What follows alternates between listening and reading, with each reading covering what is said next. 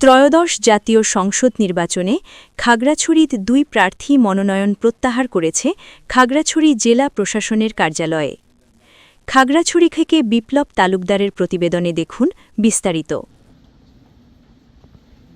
তারা হলেন খেলাফত মজলিস বাংলাদেশ প্রার্থী আনোয়ার হোসেন মিয়াজি ও স্বতন্ত্র প্রার্থী সোনা রতন চাকমা।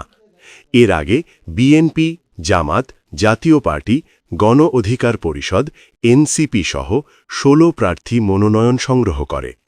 এনপিপি ছাড়া মনোনয়ন জমা দিয়েছে 15 প্রার্থী, এর মধ্যে 2 প্রার্থীর মনোনয়ন বাতিল করে 13 জন প্রার্থীর মনোনয়ন বৈধ ঘোষণা করা হয়।